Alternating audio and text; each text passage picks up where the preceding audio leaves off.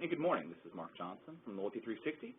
Wanted to thank you for attending today's webinar titled Transforming Raw Customer Data into Insight Practical Techniques You Can Apply Right Now. The webinar will be presented by Dave Resnick and Connie Hill from VeraCentra. Dave Resnick is Vice President of Client Solutions at VeraCentra. He heads both the consulting and technology teams and is responsible for delivering meaningful analytics, insights, and recommendations to marketers. With over 20 years of experience in financial analysis, marketing analytics, and business modeling, Dave brings a wealth of knowledge to his webinars and workshops. Connie is VeraCentra's President and Senior Consultant who specializes in customer and contact strategies. Connie brings a great deal of passion for customer centricity, supporting marketers in their quest to help transition their firms from product thinking to a more customer-first approach. With more than 25 years in data-driven marketing, Connie provides numerous success stories as a testament to the power of customer insight in one-to-one marketing programs. Again, this is one in a series of webinars powered by Loyalty 360. As always, the recording of this webinar will be archived for Loyalty 360 members to access. As a follow-up, there will be sent a copy of the presentation to review for all in attendance. And if you have any questions, feel free to chat them in the toolbar, and we will forward questions to Connie and Dave. I'll go ahead and turn the webinar over to Connie and Dave. Thank you very much.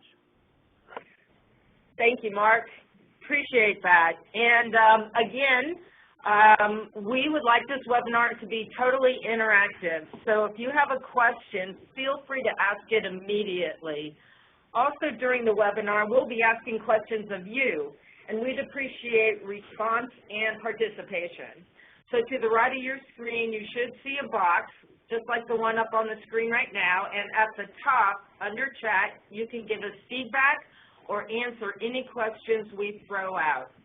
If you want to ask us a question, there's a drop-down box under the heading Q&A, and again, I just want you all to know we welcome questions as we go along, and we'll answer as many as we can on the fly. We also have a few polling questions, and those will show up on the slide as well as in the box on the right. So you can all participate in the poll by marking your answer directly in the box. So again, my name's Connie Hill, and I'm President of VeraCentra, and I'm also a consultant, and I focus on helping our clients create strategies that maximize the profitability of their client base. And I'm Dave Resnick, Vice President of Client Solutions. I head the design and implementation of solutions for clients integrating analytics, technology tools, and other marketing services to create tailored solutions for client requirements. Before we get into the meat of the conversation today, I wanted to give you a quick overview of VeraCentra and why we are subject matter experts in this arena. VeraCentra, at the highest level, we help our customers identify, invest in, and communicate with their most valuable customers using a variety of services. We've been around for 20 years. We are headquartered in California, out in Napa for you wine drinkers. Key capabilities include our intelligence platform, customer analytics, designing, implementing, and operationalizing engagement programs, triggered execution, and ongoing results and recommendations. Our experience spans programs in all stages of customer lifecycle.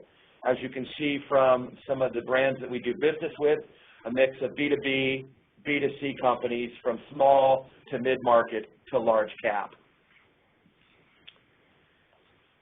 A little bit more about our capabilities. They fall into 4 areas: analytics, which include profile segmentation, propensity models, market basket analysis, etc. Technology, which allow you to operationalize and analyze your ongoing marketing communications, as well as who your customers are and what they're doing with your organization. Strategy and program design, or consulting arm, and where the rubber hits the road last, integrated delivery, meaning making sure those communications are impacting your customers and your revenues. So now I'd like to pass it over to Connie. Okay, great. Let's get started. There's a lot of buzz out there around customer intelligence. What it is, what it isn't, what it should be, what it could be, how to get it. how not to get it. The landscape's very confusing. Every marketer wants to, and really this is the bottom line, we all want the benefits that are possible when we increase our customer understanding. I think Jack Welch probably said it best. There are only two sources of competitive advantage. One, the ability to learn more about your customers faster than the competition, and two, the ability to turn that learning into action faster than the competition. There's also a huge opportunity out there for marketers to create real and tangible asset value from their customer base. A great case in point is the bankruptcy of Borders and Books. At the end of the day, the only value Borders had was its customer base. And that customer base was purchased by Barnes & Noble, who paid $15 million to acquire it. So there's real value, tangible asset value in your customer base. And lastly, many marketers are experiencing flat or declining success rates from the current programs. And marketers want to better understand customers in an effort to improve relevancy and increase ROI. So when it comes to customer insight, where do you guys see the most value for your organization?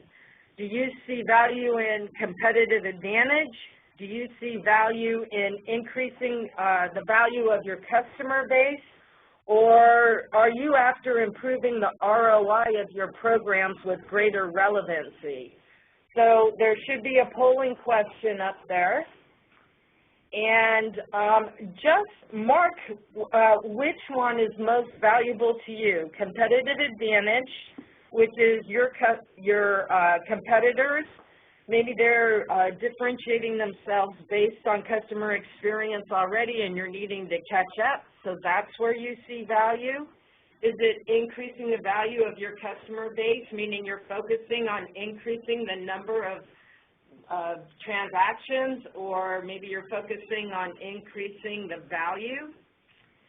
And if there are other value propositions that aren't listed here and you have other benefits to customer insight that you see for your organization, just tell us by using the chat box in the upper right-hand corner of your screen, and we'll share what you say with the rest of the audience.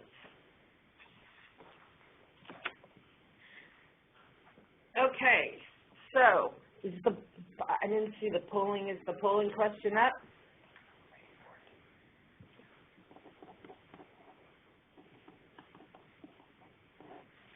Okay, so we'll just move on. We'll get feedback from that polling question. So also what customers want, and of course this is the ideal scenario that whenever we talk to marketers, every marketer is dreaming of, centralized customer data with fully orchestrated customer experience delivery across all their customer touch points. The challenge is, and it's not a bad thing to aspire to this ideal, but the challenge is that it takes a lot of resources and it takes a lot of time. These initiatives to achieve 360-degree view don't happen overnight. So we know this because VeraCentra, we work with several companies right now providing tools and services to help marketers achieve 360-degree view. So we are speaking from experience, and we see the significant amount of resources, people, process, technology, not to mention funds, that go into making centralized customer information a reality. But in the meantime, your competitors may be passing you by. They may be ahead of you in your own journey in achieving customer intelligence and using that intelligence to build relationships with your customers. So you can't wait for longer-term initiatives to achieve customer intelligence, and you need to take action now just to stay in the game. That's what today's webinar is all about. practical analytics that you can apply right now to leverage your data and achieve improved levels of customer understanding. When this webinar is over, you'll understand how to achieve 4 key customer insights that will guide you to making better marketing investment decisions. You'll also learn how to combine these insights into customer messages with pinpoint precision and relevancy. And third, you'll know how you can leverage the insights you've created to help other groups in your company, like your call center or your sales field, so they too can create relevant customer interactions. So just a little feedback now on our poll. We got the responses here, and 11% of the audience is focused on competitive advantage, using customer intelligence as a competitive advantage, and 28% are looking to increase the value of their customer base and improving ROI of your program 60%. No new ideas here showing up in the chat box yet in terms of additional value. So great, a lot of you are looking for ROI, a lot of you are wanting to increase the value of your customer base, and few of you are out there looking for a competitive advantage. So the agenda today will cover all 3 of those aspects of value, and we're going to go through this presentation by covering 3 main topics. The first topic is how you can deploy analytics to effectively create high levels of customer insight to achieve your goals.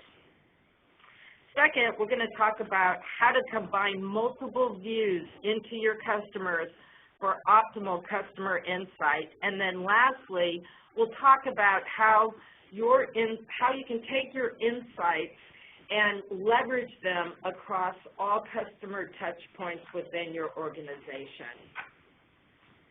Oh, and also at the end of the webinar, I'd just like to mention, we'll be providing details on a special free complimentary offer specifically designed to help you realize your vision, whatever and however you see value, your vision for customer insight. So let's kick off with our first topic here, insight and analytics. Analytics is the bridge. It can bridge the gap between raw data that's collected and contained in your applications and usable customer insight. Although there are a lot of sophisticated techniques out there, today we're going to focus on 4 key views. The first view is a view into understanding who your customers are as people. Second view is understanding customers in terms of who is most valuable to you. And then knowing where your customer resides in the life cycle as number 3. And the fourth insight is anticipating your customer wants and needs. So, many companies segment their customers based on number of transactions.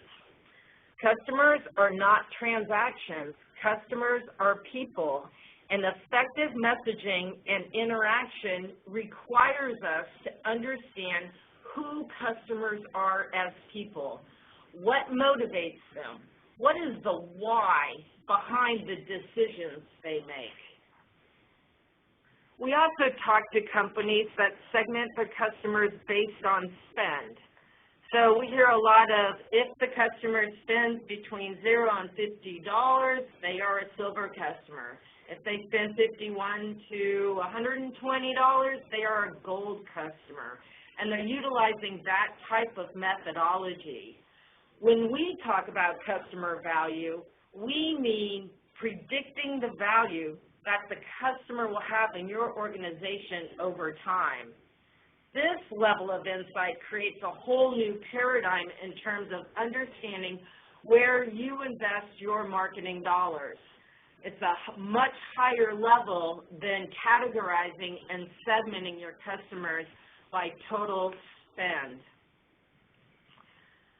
Understanding what your customers buy and are likely to buy will enable you to create greater relevancy and increases the chance of customers responding to your messages.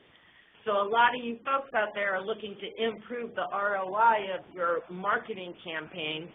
This type of insight helps you target specific promotions and increases your probability of ROI. Greater ROI, I should say. Another thing we commonly hear out there is that marketers complain that their organizations treat all customers the same. Knowing the tipping points that move your customer from one stage to the next in the customer life cycle enables you to create special treatment or strategies based on where your customer is in the life cycle. So I'd like to turn the controls over to Dave now, and Dave's going to talk about the different analytic approaches to achieving all types of views into your customers. Thanks, Connie. So I'll start off and give you a high-level overview of our methodology that we use. We use two primary techniques. The first is clustering, which is often called segmentation, and the second is regression analysis, which oftentimes is referred to as modeling. So I'm going to spend some time going through both of these techniques and then give you several examples of how these tools and the outcome of these tools can help you drive ROI to your enterprise. So let's first talk about cluster analysis. At the highest level, what a cluster analysis is the ability to take all of your clients and understand which clients look a lot alike and behave a lot alike. Now, this can include internal and external data, but the reality is, as Connie mentioned earlier, the first thing you want to do is get a view into understanding who your customers are as people. And if you can get understand who your customers are as people, then when it comes to speaking with them, you're going to be one step in front of your competition. So how's that done? More times than not, how this is done is we take client-supplied data, and oftentimes that's transactional, email, purchase data, things like that. And we hear frequently, oh yeah, we're doing segmentation. We know exactly what people are buying. And that's important to know. The power of understanding whom your clients are as people makes your ability to cluster or build segments incrementally powerful. So what we strongly recommend is to take your internal data and combine that with external data. Generally that's demographic, psychographic, or behavioral data variables, and the resulting file gives you the opportunity to cluster your clients into segments that are highly important to your organization. What does that look like to you? So picture your entire customer base. And this is good customers, bad customers, customers that buy green product, customers that buy yellow product, you name it, all your customer base. Generally, companies that start off with this journey of segmentation, they're doing one-to-many communications, or when somebody walks into their retail establishment, everybody is treated the same way. In reality, that's not giving your customer what they need in order to deliver their dollars into your organization. What smart companies are doing now from a clustering perspective is simply finding those clusters that look a lot alike. What you call them, and this is an example, what you call them can be vastly different. From retail traditionalists, these folks that are looking for good value, they want to speak to a sales rep in the store, and they want to shop in brick and mortar. They're really not online shoppers. And you can get that all the way to your enthusiasts over here. And these are people, they want state-of-the-art. They're going to pay full price. These are individuals that are going to research things online. They want to be well-educated about the product mix. And when that new widget comes out, they're going to be all over it. To the folks that are family-centered caregivers, perhaps. These are people that are waiting for the coupon. They need good value. They may be in a lower income category or have less disposable income. But the reality is that if you know who your customers are as people, and it's not telling you what they're going to buy, it's telling you how they want to interact with your organization. So that's what segmentation is all about. Now I'm going to transition into what we call modeling, all right? Before I do that, though, I'd like to ask you a polling question, and we're going to get that set up here, and that is, has your organization performed a cluster analysis to segment your customers? And what you're seeing here in the lower right-hand corner is just a simple yes or no answer. We're going to keep this poll open for just about a minute, and then I'll give you some insight about what folks are saying.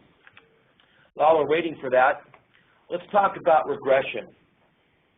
So regression is a statistical term, and it's basically a methodology that allows you to predict the probability of an outcome. And these outcomes could be, you know, after your first purchase. So you've had one event with your organization, with your as a client to your organization. After that event, can you predict whether that customer is going to have high value to your organization? Can you predict when somebody's going from welcoming to loyal? Or can you predict who's most likely to have a certain mix in their market basket? But modeling is all about asking a specific question.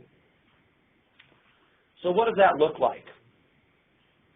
We talked earlier about enhancing your customer base. So we're going to take that customer base now, and what we're going to do is to then send it through a secret sauce here of processes and analytical tools. You've heard of Monte Carlo, proprietary QES, and regression analysis.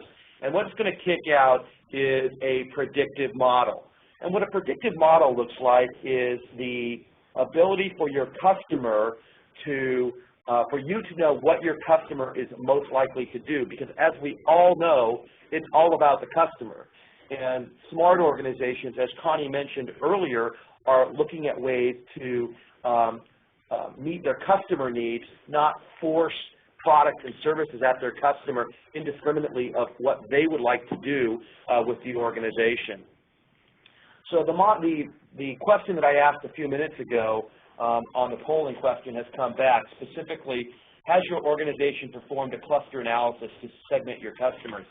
65% of those folks are saying yes, they have performed segmentation, and 35% have said no, they have not. Interestingly, this is in alignment with what we see out in the market.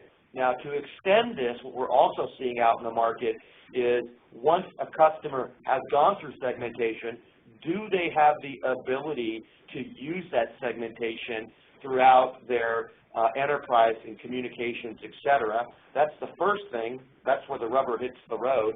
And the second thing that we see is that once they've done their segmentation, they're not clear how to use it importantly, meaning which pieces of their segmentation strategy should be deployed throughout their enterprise. And we're going to talk about that in just a moment as well. You know, Dave, it's really interesting, the answers to my question in terms of additional value just popped up here. So I'd like to go back a little bit to your point in talking about how to leverage your segmentation. A couple of folks have added that they see a lot of value in customer intelligence by driving internal business process improvement. So a lot of companies out there, that's popped up a couple of times here. Yes. So a lot of companies are looking to gain that value from improving processes. Absolutely, absolutely. And we had someone else talk here about the most important component is to drive ROI, and we talked about that component, and if you can improve your business processes, by extension, your ROI is going to increase. So excellent points from the audience there. So let's talk about your customer base and modeling and why it's important.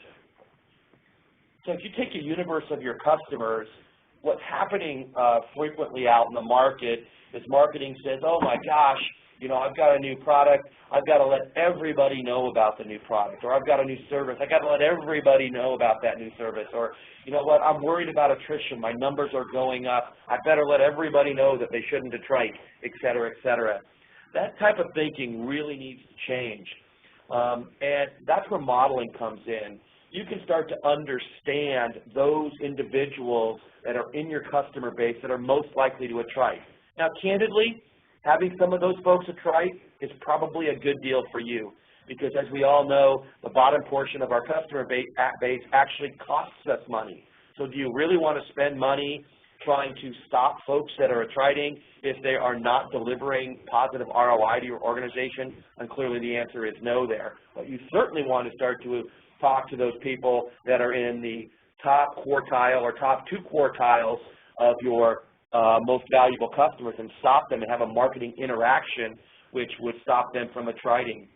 As you move on down this the paradigm of different types of models, the other thing you might want to do is deliver, most likely to deliver high revenue to the organization. What does that look like?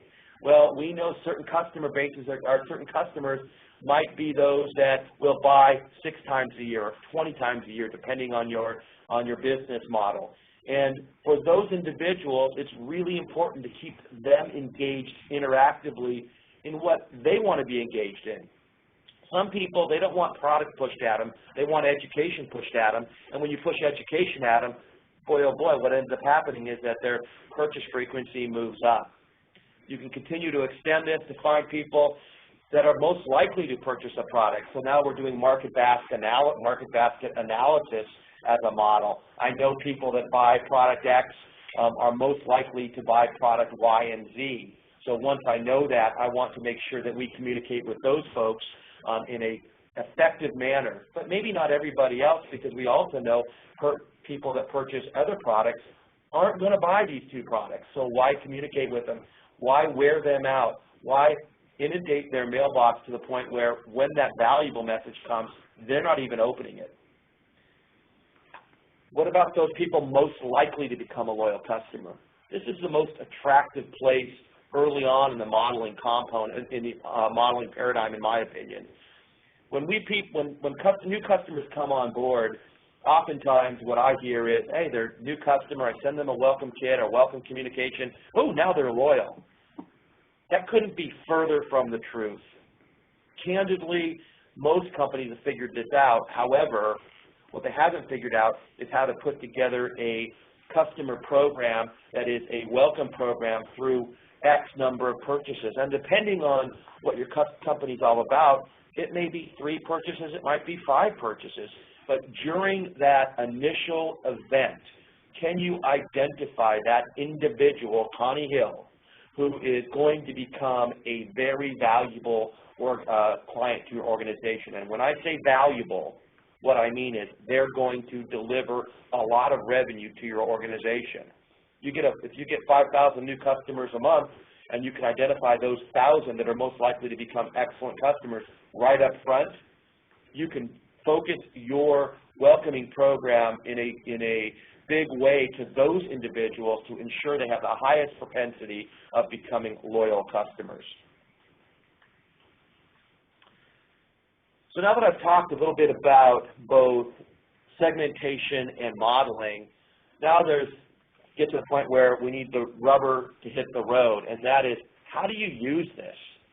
And oftentimes what we find, and this is from small entrepreneurial organizations to mid-cap organizations that have done a lot with data to very sophisticated large organizations, what we're finding is that these companies are so inundated with data that they're not knowing where to start, what to do next, or actually how to work their segments and their models in conjunction with each other. Whether you're more sophisticated and you're in a testing mode, or where you've already done some testing and now you want to operationalize it. So I'm going to go through 3 different examples of how companies are working with their data, segments, and value models to impact their organization's revenues. So this first model here is, you see the same graphic here where I've described 5 segments here, from retail traditionalists to bench warmers. Now, scattered throughout all of these segments are individuals who are most likely to become high-value customers. Now, if we just identify high-value customers and we say, you know what, here's the 50,000 people that are going to become high-value customers, I'm going to have a campaign that's going to be exactly the same for all 50,000 of those customers, and boy, oh boy, it's going to work. It couldn't be further from the truth. If you do that if you just one-size-fits-all communications to these 50,000 people, you're going to turn off a big portion of those people. Because what we know is you have these high-value customers buried in hiding in all of your segments. And how you would engage your enthusiasts over here with email and education might be vastly different than how you're going to engage your high-value customers in your family-centered caregivers group. And again, I want to mention that these are just random names that we put together here that, to illustrate different segments. Most times, mid-sized companies will have 8 to 12 major segments, and they might sub-segment those into as many as 30 or 40 different segments. But for this illustration, I want to point out that the important component here is, once you know who your clients are that should be delivering high value based on the model and based on all the transactions that have come before them, you need to find them in your individual segments and then understand how those segments like to build relationships with your organization.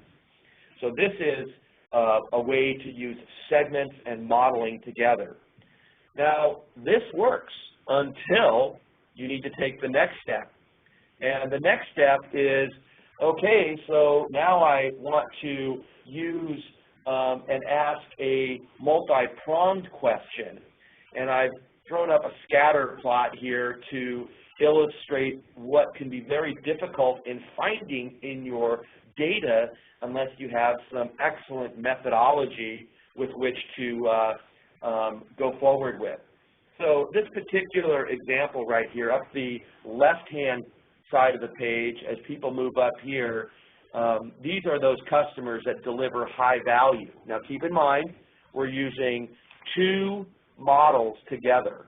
In this case, these are people that have high value, delivering a lot of revenue, and over here, these are the people that are most likely to attrite. So here's a baseline of, below 50% and the top 50%. Now, just because they're in the 90th percentile doesn't mean they have a 90% chance to attrite. What they have is they are in the top 10% of those customers that are most likely to attrite. Now, you can see here that we've got a real density right here of high-value customers, and what's great news for this data set is they're very unlikely to attrite. That's good news for this particular organization, obviously. Now, importantly, what we want to focus in on are those individuals that are delivering high value, which we're seeing right here, high value, and these companies, individuals here, are also most likely to attrite. Now, those would be very important people to speak with in terms of a marketing intervention. If you do nothing at that point, they are amongst the most likely individuals in your organization to wander away and start spending their dollars elsewhere. Now, the key to models like this is you ask the question in such a way of your data that you're looking at their velocity in the organization. Maybe the way they're spending is slowing down. Maybe the size of their average basket is decreasing. Maybe they're not online asking for education as frequently. So these are precursors to when they're actually going to a trike. So the important thing about using modeling here is to ask the question in such a way that when you get your answer, you have the ability and you have the time to have that critical marketing intervention to stop them from leaving the organization.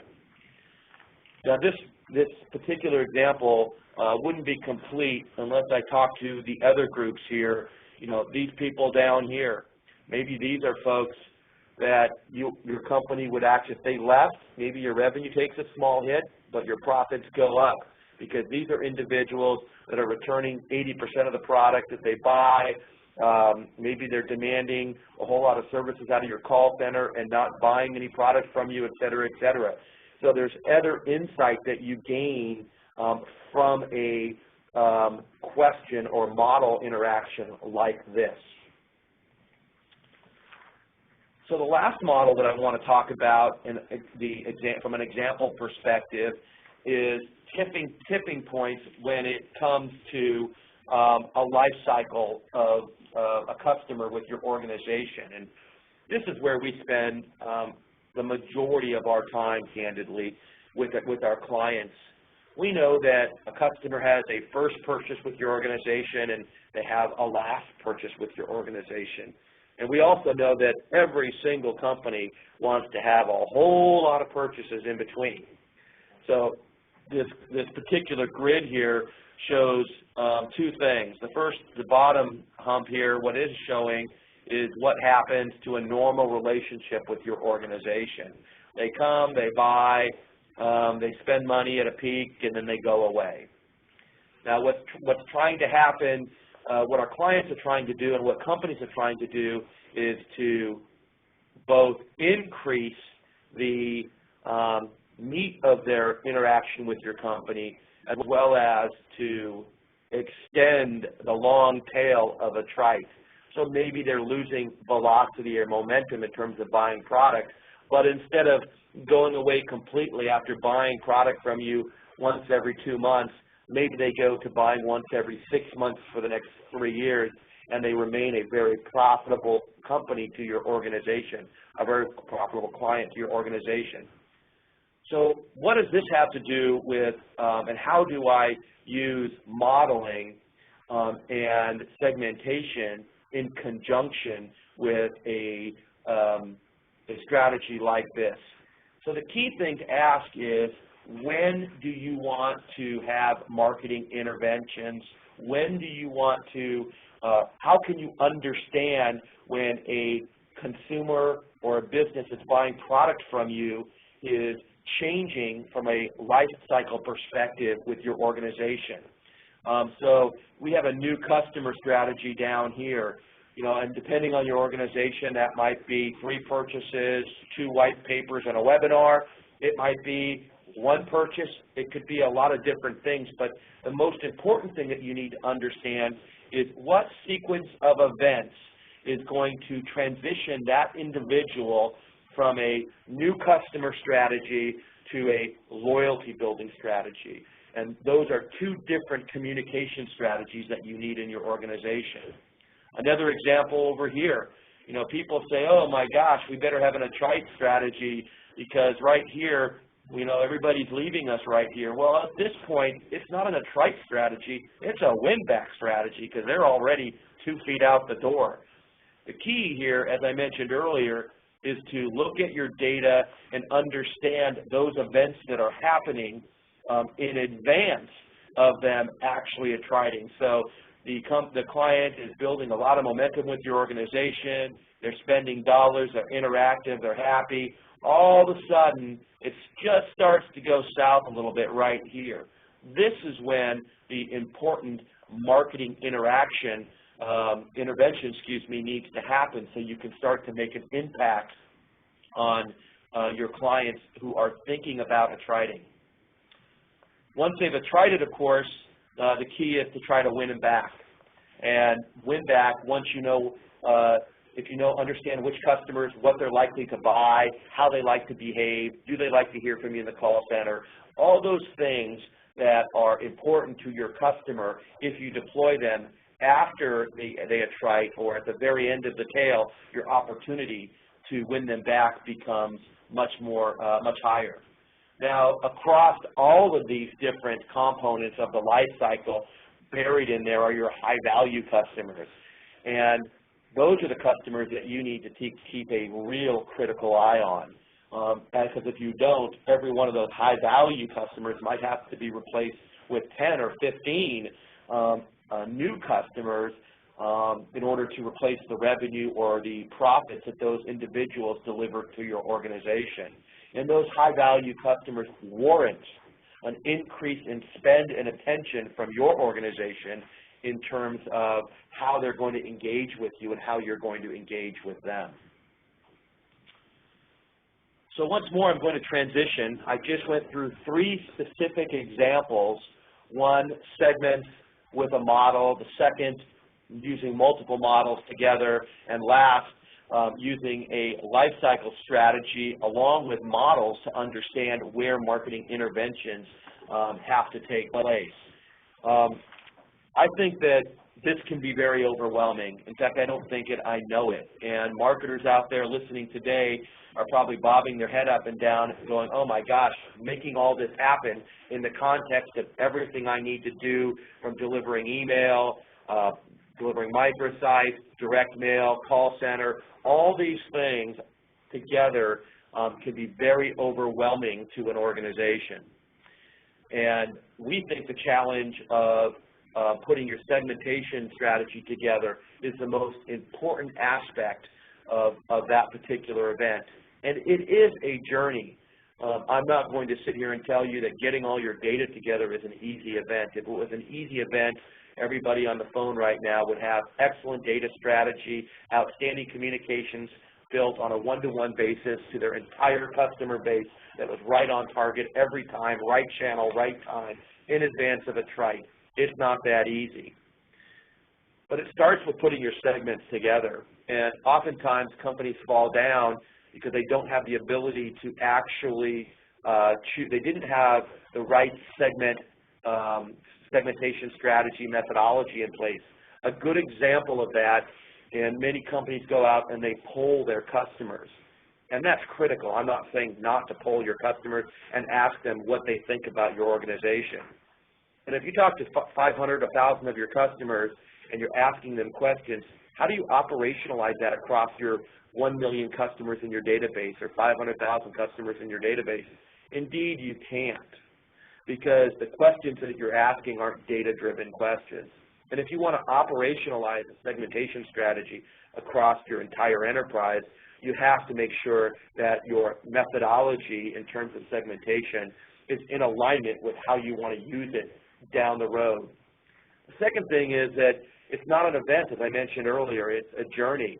So there's a lot of effort and energy spent in putting together your segmentation strategy, and then you're getting 10,000 new customers a month, but those new 10,000 people, of which buried in there are customers that are likely to be best customers, there's no insight or operationalization of how they're going to be embedded into your segmentation strategy.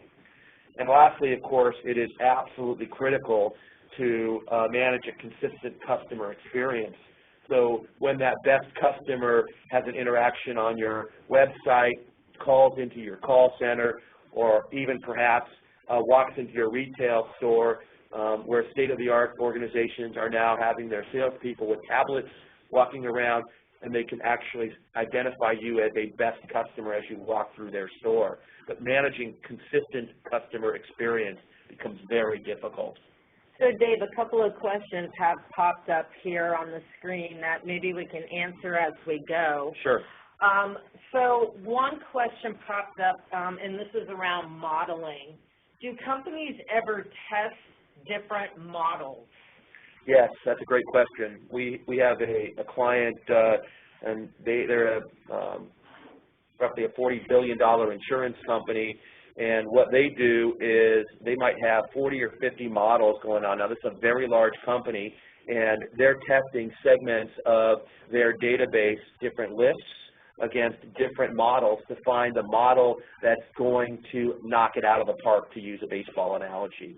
So which set of data points working in conjunction provide the best return? It's not an exact science. If it was an exact science, everybody would be hitting it out of the park the first time. It is a journey. And then another question along the same lines, you were talking about data and data variables, so it's somewhat of a general question, but what type of data are you including when you go to create a model? That's a great question, and there's no one right answer. When you start going down the modeling route, the best place to start is having as much data as possible. So that would be your internal transaction data, your internal product data, your internal channel data, are they returning, et cetera. All those different data points within your organization, as well as those demographic or psychographic data points that you have developed over the course of time within your organization. Taking that data, coupling it with as much external data as possible, whether it's B2B or B2C, to get a complete view. Then when we start the modeling process, we'll eliminate those data points that don't seem to impact what a customer does and get it down to those far fewer number of data points that might impact your customer's model. So that's kind of at a high level the process that you go by. Start big with as many data points as possible and get that down to the relevant set of data points that really drive outcome for that particular model. And those data points will vary greatly depending on what the model question is. Great questions. Thank you very much. So I just wanted to throw up a slide here to talk about where the complexity lies. And I know I've talked about complexity, and I think that folks that aren't in marketing may not appreciate the complexity of how difficult it is to have a marketing interaction at the right time to impact revenue. And you know, this particular slide, you know, if you look at right here having a segment of different segments here, 300,000 people, you know, your top 30% of your customers are embedded throughout these right here. And then you look at the people that are most likely to attrite, and you say, wow, these people have an attrite strategy. I need to have those on top of those strategies. They're into different sorts of products or educations that are compelling to them. And all of a sudden, you know, you've got 20 or 30 or 40 different combinations of communications that need to go out on a regular basis, just in time, right when the customer is going to go, wow, this is great, and actually have an interaction with your company. Making all this happen in a fashion that is going to impact your communication strategies and your revenue becomes very challenging. And most importantly, when we talked about earlier to manage customer experience, models and segments, all these different data points, the relevant portions of them need to be pushed out to all the touch points, whether it's your call center, whether it's online. An example in the call center, you know, if the call center, hey, let's push product X, and you know, if somebody calls and they're from a segment that, you know, they're not interested in product, if you try to push product on them, you're going to turn them off. They're not coming back. They're a high-value customer. You've just lost somebody that you oughtn't have lost had you had the data at your call center.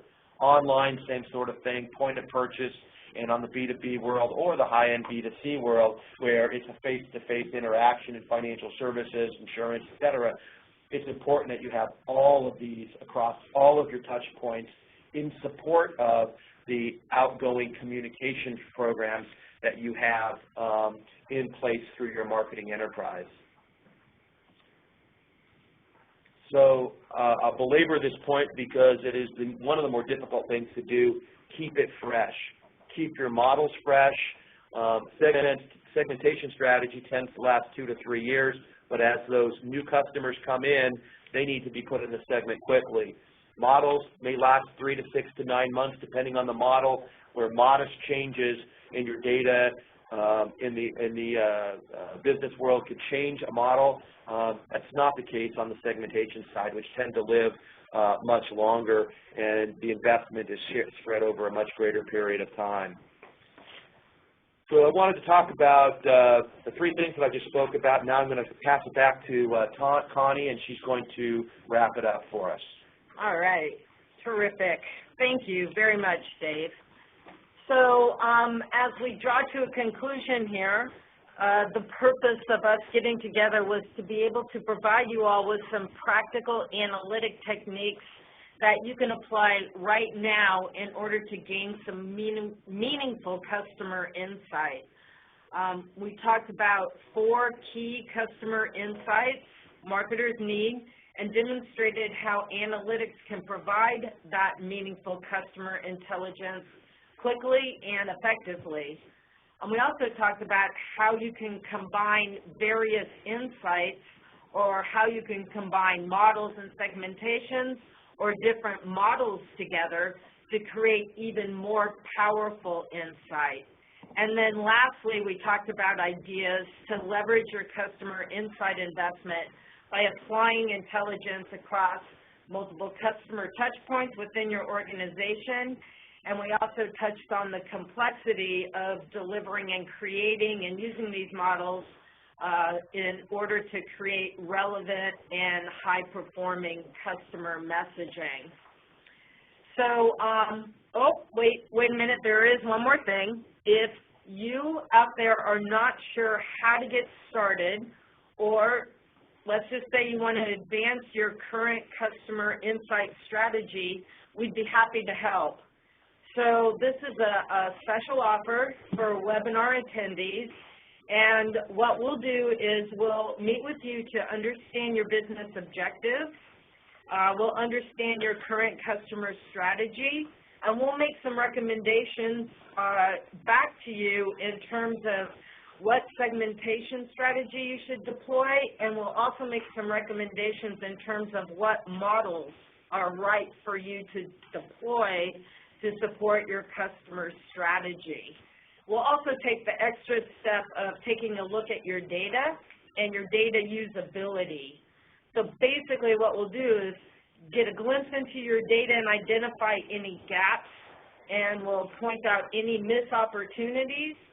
And most importantly, we'll make recommendations for next steps in order to get you started in achieving your vision for customer insight. So if you're interested in this assessment, just click yes to the answer to the polling question that's showing up on the right side of your screen there. So with that, we would like to thank you, and we'll take any questions. Okay. The first question we have, Connie, is this individual says they have challenges identifying their customers across the channels, and especially in social media. Any insights on how to effectively manage this process would be appreciated. That's a really great question. So getting data across all channels has become incrementally difficult, especially in the social media arena.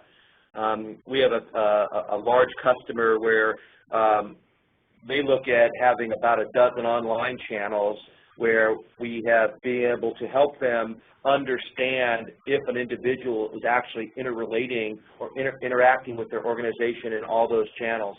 It is an emerging part of understanding channel behavior right now in the social media, especially in terms of identifying those individuals, unless there is some key way that they're logging in as a member per se across all of those different channels, which is where many smart companies like Johnson & Johnson and others are going in order to make sure that they have their finger on the pulse of individuals, and they're creating large communities. In the case of Johnson & Johnson, I think there's more than 10 million people actively involved in the community that we help them manage. And so to do that, and then understanding how that works in conjunction with what they're doing with email or newsletters and things of that nature. I don't think there's any one right answer to that question, Mark. I think understanding what the business challenges is of a particular company and putting in a strategy where starting small, scaling quick is the way to go. Okay, great. That's a perfect answer. The next question we have says we have data from 2 sources. from internal emails and external demographics. How do we merge them if we can't necessarily identify the individuals? So you have internal email and external, with the external piece, Mark? Demographics. Demographics. So that would be a problem unless there's a way to understand the internal email users and tie them to a broader base of information like name and address. It could be very difficult to match them to external demographics. What we counsel our clients to do at the point of interaction is to create a meaningful reason for their good customers to deliver data to them. Not all at once, don't make it overwhelming, but during the interaction when they're buying product and service, to deliver incrementally some more information about themselves so there's an opportunity to match that up with external data, demographics, psychographics, and indeed transactional data if that's a component of the problem as well. Okay, great. The next question, sorry if I butcher this term. What types of clustering techniques do you find to be most effective? K-means, latent class, etc. I'm not sure if that was latent or latent. But, you know, I don't think there's any one right answer to that question. I think that depending on the customer and their data set, it's going to depend on what works best. And companies like ours, we use multiple types of clustering or segmentation. And the whole idea there is to find a model that works best and the data fits. And if it was always one size fits all, this works best, there'd be one company or a myriad of companies, and they'd hang their shingle up and say, this is the top strategy out there. But the reality is that companies get data from their customers very differently. Some customers have a very high match rate with external demographic data. Some companies have very high purchase frequency where they have to get where they get very rich transactional data. And depending on what the paradigm is, one segmentation building strategy may be more beneficial than another. It's hard to identify exactly which one is which prior to seeing data. Sorry we can't be more specific there, but it's not an exact science. Okay, great. The next question we have are how many months or years of data is needed to see trends that are valid for predictive modeling? That's a great question, and I'll take a step back in answering that question.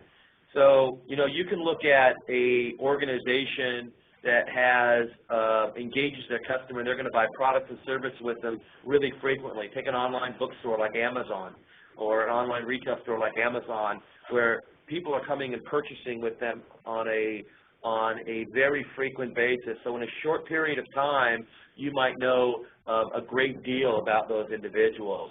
Conversely, take an automobile company where you might have one interaction with them from a purchase perspective every 4 to 5 years.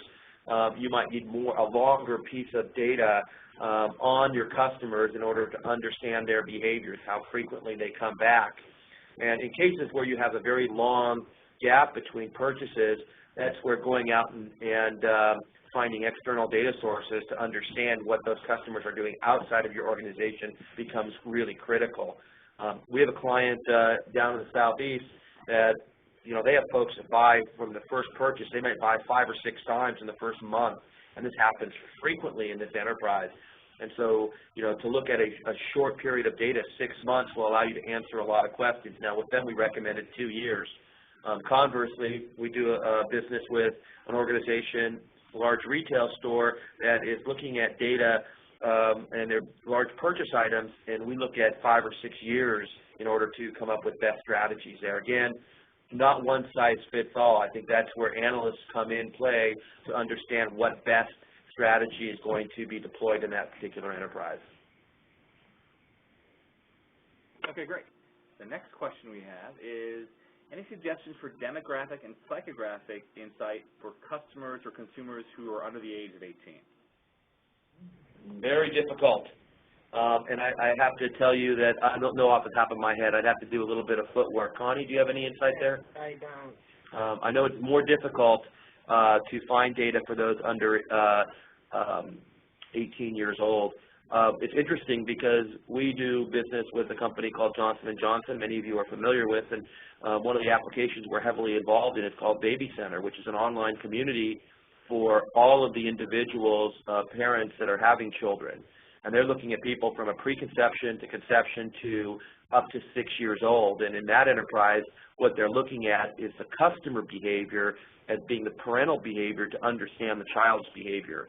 So they have incredibly rich demographics, psychographics about the parents of those very young kids, up to 6 or 7 years old. And that's a strategy that we help them with there. But I think that you're hitting upon something that can be very difficult to understand and get data on these individuals. Okay, next question we have. I think most people agree that segmentation and life cycle approach makes sense. The pushback is usually the additional complexity in the day-to-day execution and operations. Any suggestions on how to handle this objection? I think that at the highest level, and I know we've done a webinar with you last year, Mark, when we talked about building an ROI model in terms of the investment reward matrix for operationalizing your data. And I think that oftentimes marketers say, hey, I need to get this thing going, and I need X amount of dollars in order to get it done. I need a little bit of technology, I need some IT time, whatever that might look like. And the folks upstairs that are being asked to deliver $500,000 or $1 million or whatever that might be to invest in this type of strategy, they're just seeing the request. What they're not seeing is the return of the request, the transparency into what's happening every step of the way. So what I would tell you, whoever asked that question, what I would tell you is that you have to understand where you are and where you want to be, what the benchmarks are in between those 2 points, and put together a business proposal, short and sweet, including ROI analysis and decision points, so the people that are controlling the purse strings in your organization understand when they're going to see exactly what's happening, whether it's working, what's not working, because there's always components that aren't working that need to be adjusted.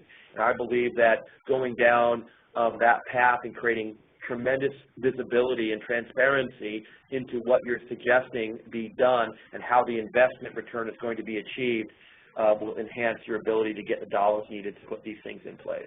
I think, too, if I could add to that from a technique perspective, a lot of what we're seeing out there is those sophisticated companies that are deploying these types of insights, and they're managing the complexity manually, are actually getting the results from using insight into their campaigns. So they're able to demonstrate lift. And now what the next step in their journey is actually automating, and they're automating using triggers, and they're automating using the intelligence to create advanced business rules to trigger off the effective communication. Mm-hmm. But there's an answer if the question was more around technique. Right. Very good questions. Okay, Dave and Connie, we have a couple more questions. Would you mind staying on for a few more minutes to kind of address these as well? Sure. Okay. So we'll keep this open for a few more minutes for those who are on the line. The next question we have, it kind of touches on a question we already had. What are some good sources for external data appending? Well, there's a myriad of sources out there. There's 3 or 4 really big consumer houses that, from InfoUSA to others, that, and depending on what you're looking for, one data source might be better than another. And then there's similar data sources on the B2B side. I think whoever's asking that question, if you wanted to reach out to me directly, I can help. I can give you some very specific direction in that area. Okay, great. The next question we have, it says, we're a mid-sized retailer who's struggling with senior management who wants more qualified ROI before we engage in a new program or process. Traditional media channels have proven ROIs versus new and emerging channels. How can we start to transition this corporate culture without a proven ROI? Yeah, that's a great question, and candidly, we're brought in on a number of occasions to help build that business plan. And whoever answers that question, I can feel your pain there. You know, the cool thing that you got to hang your hat on is that they're asking the question. So your senior management is saying, hey, give me a reason to invest here. And I would say that the methodology that we would go through and put together and understand if your organization was ready for it. And once they're ready for it, we would suggest small trials where there's a controlled investment. So don't go in for the whole pound, go in for a few pennies first, understand and demonstrate that return prior to making an enterprise-wide initiative. But I would go back to my previous answer as well. I think oftentimes, you know, the proven ROI is another way to say, you know what, you gave me some data on what the ROI is, but I don't believe you because it's not thorough enough. And I think that you have to really read into why your leadership team is asking the question. And oftentimes it is an unproven ROI, and you have to rely on important studies from a Forrester or others, or Loyalty 360 does some specific studies that can suggest exactly what best-in-class companies are doing. And in terms of the ROI in your organization, it may vary depending on how well you execute a program. But start small, scale quick, and deliver the incredible transparency and visibility into what you're doing is the only way that you're going to get it done. Okay. We have two more questions. Kind of follow up something you just talked about. Dave Franklin at Forrester recently mentioned that 50% of all data has been created in the last 3 years, and that is expected to double over the next 3. How do we keep up? I guess it can be interpreted in a number of ways. You know, it's a hard thing. It's very hard, and I think that's conservative numbers. I think it's going to grow even faster than that. And I think that you have to focus in on what data is most important. And especially if you're trying to, what marketers want to do is that they are looking, they want to have the ability to have a relationship with their data right at their desktop. They don't want to have to go to IT and say, hey, you know what, can you do an analysis for me, which is looking back on what's happened, not doing analytics, which is understanding what might happen in the future. And they want to be able to have that relationship with their data at their desktop. And you don't need to have the world of data available to you at your desktop through an on-demand tool, or whether it's installed or on-demand. What you need is the data about your customers. And don't try to slay the dragon. What I would suggest is to make sure what data you need at your fingertips and put a plan to get that data at your fingertips. You know, wanting these other pieces of data may improve your assessment or your ability to do analysis by a very fractional amount, and it's not worth the effort, the exercise, or the headache of trying to get that done through your corporate initiatives. So, you know, once you get your data together and you have a platform in place that automatically updates and incrementally puts that data in there, as well as deletes older data as it obsoletes itself to keep your data somewhat manageable. If you're doing those things smartly with today's hardware and software, I think that most enterprises, except for the very largest enterprises, will be able to manage the incremental data. Okay. The last question we had, I said you mentioned consistent customer experience. Yet we have many channels, and the access to real-time CRM/insight is not consistent for us. How do we create a more simple CRM environment that allows greater customer centricity in the channels? So what Dave was talking about and what we recommend is taking the insights, using the models, using the methodology, and taking those insights or the actual output and making or exposing that information to the specific channel. And oftentimes that requires application integration. So for example, a call center, if you're passing segment data or value model data over to your call center, you need to work with those individual departments in order to change applications and expose that data in a meaningful way to the actual agent at the call center. So in order to leverage across the organization, what you really need to do is understand how the data is going to be used in that particular environment and how that individual group is touching the customer. And that can go anywhere from the call center to even to direct fulfillment in the case of a direct-to-consumer type business with special inserts, et cetera. That's also a customer touch. And that looks it looks very different. That information looks very different. That information that gets passed is very different than what gets passed to a call center. All right, well, thank you for that answer, and thank you, everyone, for attending today's webinar. Hopefully you found it of great interest.